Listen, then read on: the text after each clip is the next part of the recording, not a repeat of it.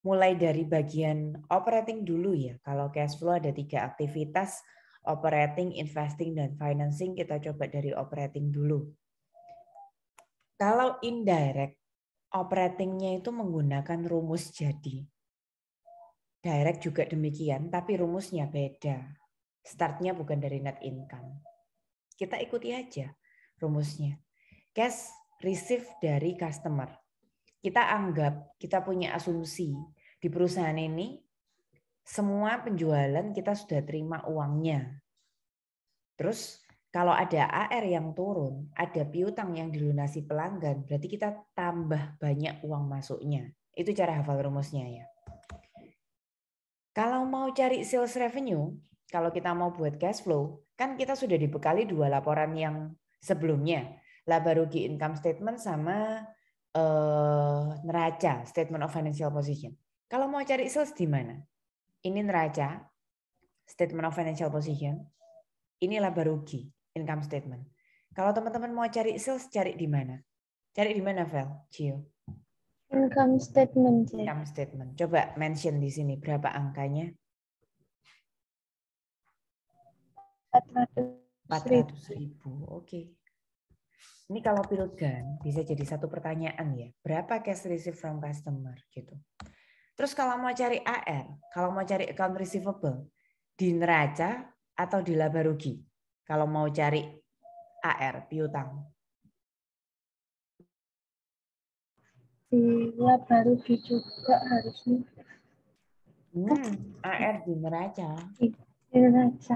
AR itu neraca. Nah, ngomongin tentang hal itu, lebih baik neracanya kalian sekat-sekat dulu. Ingat kan seperti kemarin? Diginikan dulu loh. Dikasih tanda dulu ya. Ayo kita kasih sekat, itu akan sangat membantu untuk mengerjakan operating investing financing. Mana CA-nya? Kalau ditanya gitu harus bisa loh. Mana CA-nya? Current aset, aset jangka pendek yang mana? Dari PPE sampai receivable. PPE. PPE itu aset jangka panjang. Justru kalau kalian ada istilah PPE tangga bangunan kendaraan itu pasti jangka panjang. Ayo dibenerin. CA-nya mana? NCA-nya mana? CA-nya mana? Ayo dibetulin. Bekerja samalah yang mana? Berarti NCA-nya depresiasi sampai receivable.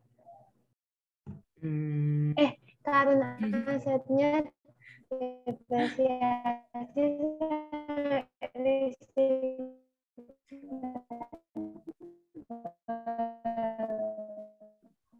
Bentar, ini suaranya Feli putus-putus. Sinyal saya apa sinyalnya Feli ya? Asetnya PPE. Cio bisa dengar kita dengan jelas nggak ya? Sinyal saya kah Cio?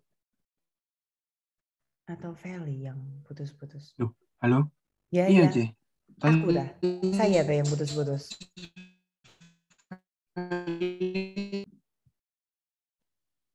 CA itu cash account receivable inventory. Ya, ini CA ini. NCA-nya PPE sama penyusutannya. Oke. CL sekarang ayo cari CL. Mana CL? Hutang jangka pendek berarti ya. Temukan mana CL-nya.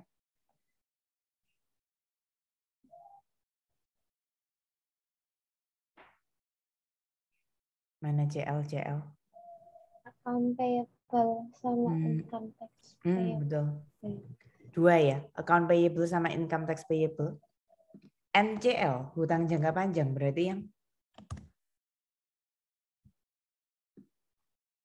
Bonds payable. ya di sini satu aja bonds.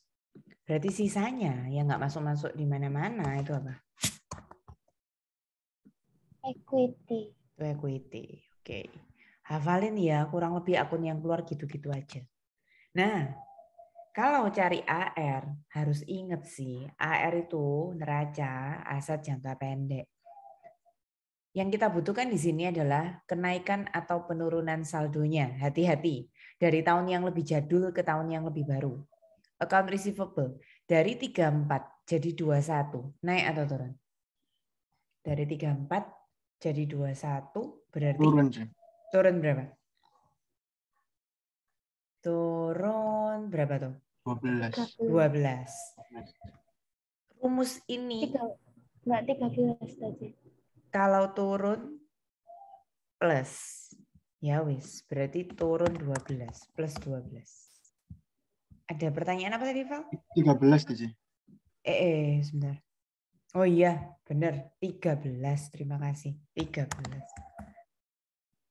Nah, jadi rumus ini fleksibel. Kalian ngafalinnya satu tanda plus aja. Tapi nanti kalau memang ketemu AR yang naik, ya tinggal diminusin ya teman-teman. Jangan ngafalin dua arah, tambah AR turun, kurangi AR naik, bingung nanti. Terus pokoknya uang yang kita terima tambah banyak, kalau piutangnya turun dilunasi. Berarti kalau nanti ketemu kejadian sebaliknya ya tinggal dikurangi. Ini kalau pilgan satu jawaban loh ini. Jadi kalau kalian dapat pertanyaan pilihan ganda, berapa cash receive from customer? Oh pasti itu direct. Karena kalau di indirect nggak ada rumus kayak gitu. Loh, rumusnya kalau di indirect kan langsung berapa operatingnya. Oke, lanjut ya. Benernya kalian sekarang tuh enak ya, karena online kalian bisa open rumus. Kalau dulu ini tuh harus hafal dari luar kepala. Nah, cara ngafalinnya kayak gini. Berapa banyak cash yang kalian bayarkan untuk supplier? COGS berarti semua barang yang sudah laku terjual, kita anggap kita sudah selesai bayar ke supplier kita. Kemudian, kalau inventory saldonya naik, berarti kita itu berani nyetok banyak. Uang kita yang untuk bayar supplier tambah banyak keluarnya. AP turun. Oh, berarti utang dagang kita ke supplier turun. Kita ngelunasi utang. Makanya uang kita untuk bayar supplier semakin banyak. Nah, itu cara ngafalinnya. Oke, COGS cari di mana? Neraca atau laba rugi? Coba cari COGS. Sebutkan angkanya.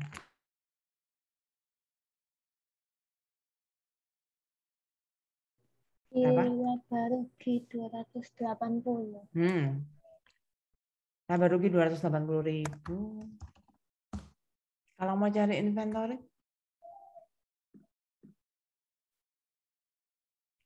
Inventory di neraca. Naik atau turun ini? Hati-hati ya, ini nggak lurusnya. Dari 15 jadi 30. 15. Naik 15. Rumusnya kalau naik plus ya. Cari AP juga di neraca. AP, account payable. Dari 23 jadi 17 berarti turun 6.000. AP turun berarti plus ya. Gini. Ini satu pertanyaan lagi kalau dibilkan. Berapa cash payment to supplier? Teman-teman, cash flow itu kalau plus artinya uang masuk. Karena ini harus payment, berarti berapapun hasilnya kalian negatifkan ya. Jadi tadi sudah ketemu 301 tinggal di minus 301 gitu. Nah, oke, kita akhirnya sampai ke rumus yang terpanjang. Rumus terpanjang ini kok. Ini aja kok. Cash payment untuk semua biaya operasional. Rumusnya biaya operasional dikurangi yang nggak bayar pakai uang tunai. Saya ingatkan non-cash expense sudah kita pelajari minggu lalu waktu belajar indirect. Kurang lebih ada 3 saja. Depresiasi, amortisasi, sama bad debt expense. Depresiasi itu penyusutannya aset tetap PPE. Amortisasi itu penyusutannya intangible, aset yang nggak kelihatan, nggak berwujud. Bad debt itu jaga-jaga takut pelanggan nggak bayar piutangnya. Itu non-cash expense. Lah, itu harus dikeluarkan dari beban operasional. Kenapa? Karena nggak keluar uang cash. Kan cash kita harusnya nggak sebanyak itu keluarnya gitu. Ditambah, kalau kalian berani bayar di depan, sewa dibayar di depan, iklan dibayar di muka. Nah, kan uang kalian semakin banyak keluarnya ya. Kalau kalian DP gitu. Terus accrued expense. Accrued expense itu contohnya hutang gaji ke karyawan, supplies juga masuk di sini ya. Jadi kalau kalian, teman-teman, supplies masuk di prepaid.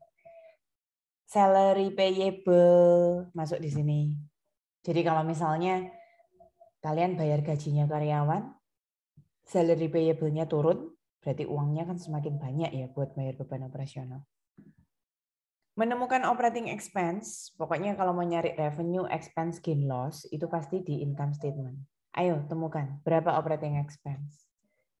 Operating expense atau selling and administrative expense itu sama ya. 56.000. 56.000. Kurangi non-cash expense. Non-cash expense itu contohnya depresiasi. Kebetulan di sini depresiasinya nggak ada. Ayo minggu lalu nyari depresiasi. Kalau nggak ada ditulis, coba di sini mungkin ya. Nah ini, coba cari info depresiasinya berapa? Dari poin ketiga itu. 9.000. Terus ya di soal ini tidak ada aset tidak berwujud, jadi nggak ada amortisasi. Terus nggak ada AFDA, jadi nggak ada bad debt expense. Non-cash expense-nya hanya ada depresiasi saja. Prepaid. Contoh-contoh akun prepaid. Prepaid insurance, prepaid rent, supplies tadi saya bilang. Di sini aman ya, nggak ada. Jadi prepaid-nya nggak ada, kosongi saja. Accrued expense. Contohnya tadi saya bilang salary payable. Di sini nggak ada ya, salary payable ya. Jadi tipsnya, kalau mau nyari prepaid di CA, kalau mau nyari accrued di CL, ini nggak ada ya. Jadi 00. Ingat kita lagi bicara payment, berapapun hasilnya kasih tanda negatif. Kita keluar uang. Rumus berikutnya, ini setipe semua. Cash untuk bayar pajak, cash untuk bayar bunga, interest, rumusnya adalah beban pajak ditambah hutang pajak yang turun. Kalau tentang bunga, beban bunga ditambah hutang bunga yang turun. Ya, logikanya kita bayar pajak sebanyak bebannya yang kita hitung. Terus kalau ada utang pajak yang kita lunasi, maka pembayaran kita semakin banyak. Beban bunga, senilai bunga yang kita hitung. Kalau ada hutang bunga yang kita lunasi turun, ya pembayaran kita semakin banyak. Nyari income tax expense, pokoknya nyari expense itu pasti di income statement ya. Income tax expense di sini 18.000. Income tax payable-nya naik atau turun? Dari 8 jadi 13. Naik atau turun? Naik. Naik. 5.000. Kalau turun plus, kalau naik berarti? Minus. Rumusnya direct, jangan dicampur rumusnya minggu lalu indirect ya.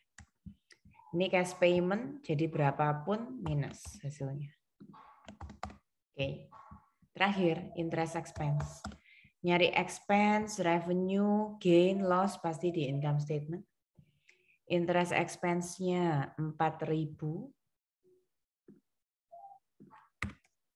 Kita tidak punya akun interest payable kan di sini. Jadi aman, ini nggak ada pergerakan tentang interest payable-nya. Nah, bagaimana cara menemukan cash flow dari total semua operating? Jumlahkan mulai cash receive sama semua cash payment-nya. Yang receive positif, yang payment keluar uang pasti negatif. Nah, hasil 48.000 itu Harusnya sama kalau dikerjakan dengan metode indirect. Langsung dibuktikan aja ya, biar sekalian mengingat materi yang minggu lalu ya. Toh kan masih dalam ranahnya ngitung UAS. Ayo kita praktekkan cara satunya ya. Cara satunya.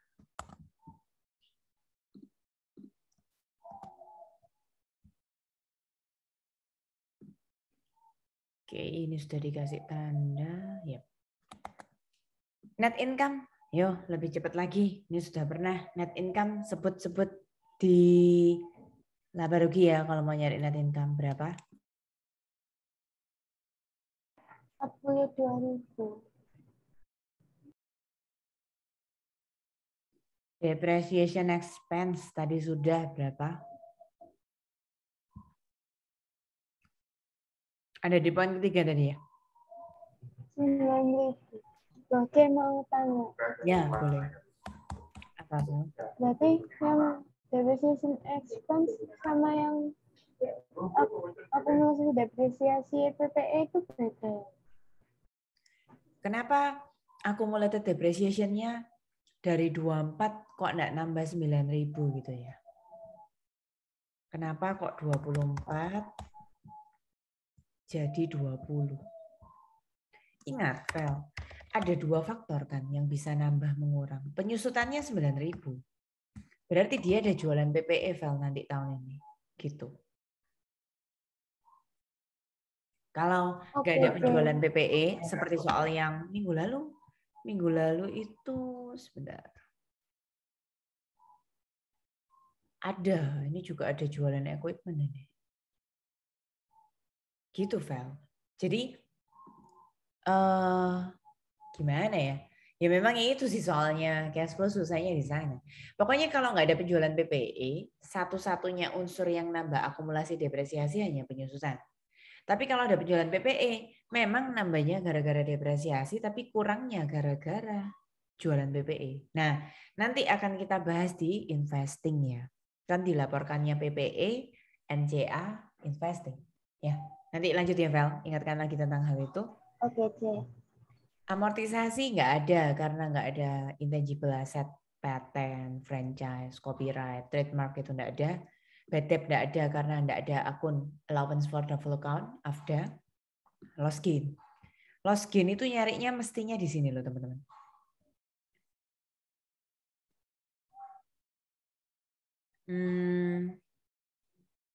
Tapi berarti nggak ada loss gain. Soalnya di sini kita nggak ketemu loss gain. Di additional information juga ada ngomong tentang loss gain. Jadi kebetulan soal ini nggak ada. Kalau ingin tahu yang ada, cek yang soal sebelumnya ya, yang minggu lalu. Oke. Setelah ini hafalin rumusnya plus minus itu. Sekarang kita melangkah ke rumus berikutnya. CA selain cash, tadi sudah didata, apa saja? Selain cash. Kenapa selain cash? Karena cashnya bakalan jadi kunci jawaban nanti. Apa CA selain cash?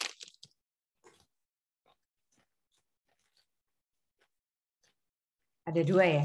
Apa CA selain cash? Inventory sama account receivable. Oke. Inventorinya naik atau turun? Tadi sudah juga sih. 15 jadi 30 berarti naik 15. Ikuti rumusnya ya. Kalau turun plus, kalau naik berarti minus. Lah, maksud saya ini loh. Rumus ini jangan dicampur-campur sama yang tadi. Hafalin terpisah sendiri-sendiri. AR dari 34 jadi 21. Kalian tadi sudah ngitung selisihnya turun 13. Rumusnya kalau turun plus. Current liability tadi ada dua. Sebutkan apa saja CL-nya tadi. Sudah kita kategorikan tuh. AP sama Income tax. income tax. Account payable-nya dari 23 jadi 17.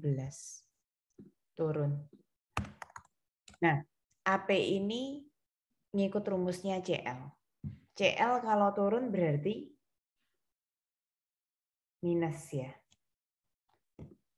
Minus 6.000.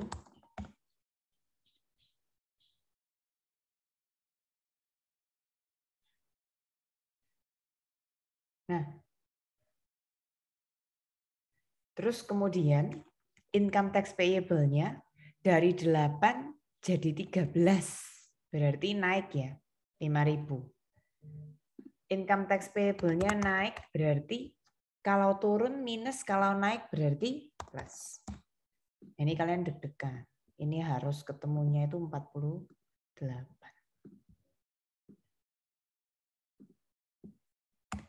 Nah, kalau benar ya udah, berarti teliti. Antara istilahnya antara indirect sama direct memang hasilnya harus menghasilkan hasil yang sama. Ada pertanyaan sampai sini?